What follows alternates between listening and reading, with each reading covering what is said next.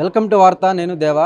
కేతన్పల్లి మున్సిపాలిటీకి సంబంధించి బీఆర్ఎస్ మహిళా కౌన్సిలర్ల పట్ల అటువైపు కాంగ్రెస్ నాయకులు అయితే మాత్రం కొంత మిస్బిహేవ్ చేసినట్లయితే మాత్రం బీఆర్ఎస్ నాయకులు చెప్పుకొచ్చారు. ప్రస్తుతం ఇదే విషయంపై మనతో పాటు మాట్లాడడానికి సీతాఫల్ మండి తాజా మాజీ కార్పొరేటర్ హేమ శ్యామ్లా గారు ఉన్నారు. చెప్పండి మేడం, అటువైపు నుంచి మహిళా కౌన్సిలర్లపై ఇటువైపు కాంగ్రెస్ నాయకులు ఇట్లా మిస్బిహేవ్ చేయడాన్ని ఎట్లా చూడొచ్చు అంటారు? ప్రజాస్వామ్యంలో మహిళలకి ఇచ్చే గౌరవం ఇదేనా అని ప్రతి ఒక్కరు ప్రశ్నిస్తున్నారు. వాళ్ళు ప్రజాప్రతినిధులు కౌన్సిల్ హాల్లో నిండు సభలో వాళ్ళ ఓటక్కుని అంటే చైర్మన్ని, వైస్ చైర్మన్ని ఎన్నుకునే క్రమంలో ఒక కాంగ్రెస్ పార్టీకి సంబంధించిన వ్యక్తి మా కౌన్సిలర్ల మీద దాడి చేయడం, ఇష్టారీతిగా ప్రవర్తించడం, వాళ్ళని ఎక్కడ పడితే అక్కడ తాకడం అనేది చాలా దురదృష్టకరం. అసలు ఎటు పోతుంది ప్రజాస్వామ్యము? ప్రజాపాలన అంటున్నారు, ఇంద్రమ్మ రాజ్యం అంటున్నారు. మరి ఇంద్రమ్మ రాజ్యంలో మహిళలకు ఇచ్చే గౌరవం ఇదేనా? మరి ఇంద్రమ్మ ఇదేనా కాంగ్రెస్ పార్టీ నాయకులకి ఇట్లా మహిళల పట్ల బిహేవ్ చేయమని, ప్రవర్తించమని చెప్పేసి చెప్తున్నారు. నిండు సభ అది, కౌన్సిల్ సభ. అక్కడ మినిస్టర్ గారు ఉన్నారు, ఎంపీ గారు ఉన్నారు. వారి ముందే ఇవన్నీ జరుగుతున్నా కూడా అసలు ఏది జరగట్లేదు అన్న విధంగా కూడా వాళ్ళు బిహేవ్ చేయడం అనేది ప్రజాస్వామ్యాన్ని కూనీ చేసినట్టు.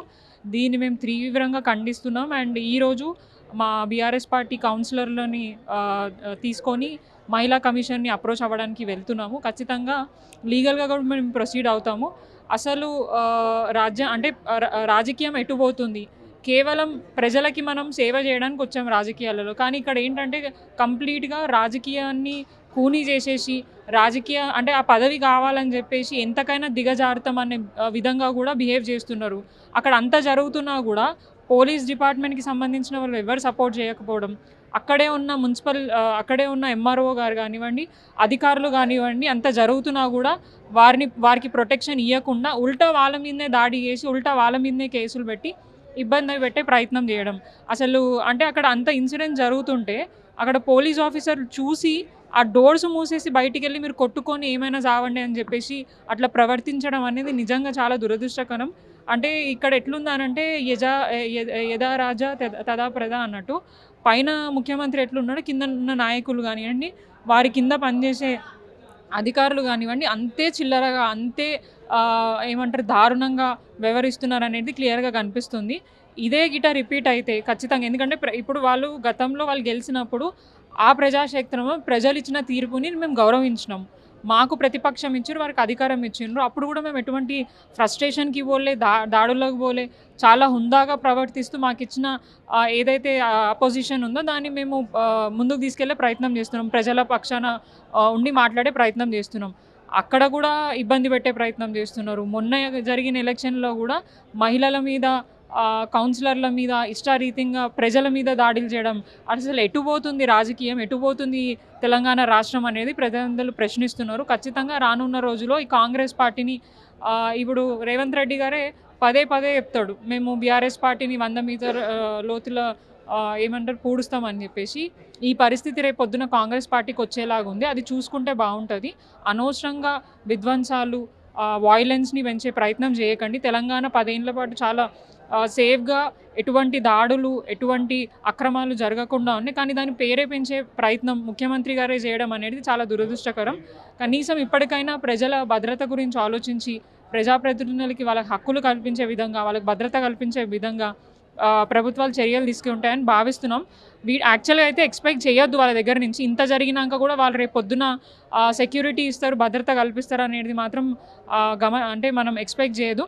బట్ ప్రజలకు ఒక్కటే విజ్ఞప్తి చేస్తున్నాం, అసలు ఈ రాష్ట్రంలో ఏం జరుగుతుందో మీరు గమనించండి, తెలుసుకోండి.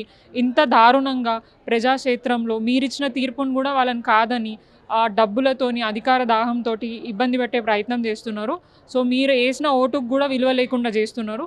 సో దాని అన్నింటినీ కూడా గమనించి రేపటి రోజున వాళ్ళకి తగిన బుద్ధి చెప్పాలా. మళ్ళీ కాంగ్రెస్ పార్టీ రాకుండా ఇట్లాంటి అరాచకాలని మనమే పెంపొందించకుండా ఉండడానికి మరి ప్రజలు ఏ నిర్ణయాలు చేస్తారో అనేది వేచి చూడాలి. అంటే మీరు మహిళా కమిషన్కి ఫిర్యాదు చేస్తామన్నారు.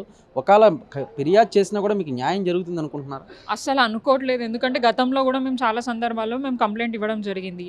ఇది ఈసారి కూడా ఇప్పుడు కాదు, మా కౌన్సిల్ హాల్లో కూడా కాంగ్రెస్ పార్టీకి సంబంధించిన కొంతమంది కార్పొరేటర్లు మా మహిళా నాయకుల మీద ప్లెకార్డ్స్ పట్టుకొని మేము అప్పుడు నిరసన ప్రకటించిన క్రమంలో వారి మీద కూడా దాడి చేయడం, వారి పట్ల కూడా దురుసుగా ప్రవర్తించడం, వాళ్ళ చేతులు పట్టుకొని లాగడం అవన్నీ జరిగినాయి.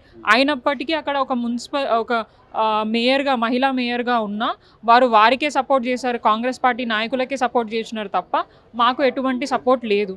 సో మేము అంటే రాజకీయ ఇదేంటి అదొక ఇండివిజువల్ ఏజెన్సీ కాబట్టి మేము మా ప్రయత్నంగా మహిళా కమిషన్కి మేము ఫిర్యాదు అయితే చేస్తున్నాము. వాళ్ళు చర్యలు తీసుకోవాల్సిందే, తీసుకోకపోతే లీగల్గా మేము డెఫినెట్గా దాని మీద యాక్షన్ తీసుకుంటాం. Thank you. చూశారు కదా, మొత్తం మీద కనుక మనం చూసుకున్నట్లయితే అంటే మహిళా కమిషన్కు సంబంధించి అయితే మాత్రం కేతన్పల్లిలో బీఆర్ఎస్ మున్సిపాలిటీ కౌన్సిలర్లకు సంబంధించి అయితే మాత్రం కాంగ్రెస్ నాయకులు అసభ్యకరంగా ప్రవర్తించారని వారిపై మహిళా కమిషన్కు ఫిర్యాదు చేసినప్పటికీ ఒకవేళ చర్యలు తీసుకోకపోతే లీగల్గా కూడా ముందుకెళ్తామని అయితే మాత్రం సీతాఫల్ మండి తాజా మాజీ కార్పొరేటర్ హేమ శ్యామల గారు చెప్పుకొచ్చారు. కానీ మన కార్తీక్తో దేవా, భారత, హైదరాబాద్.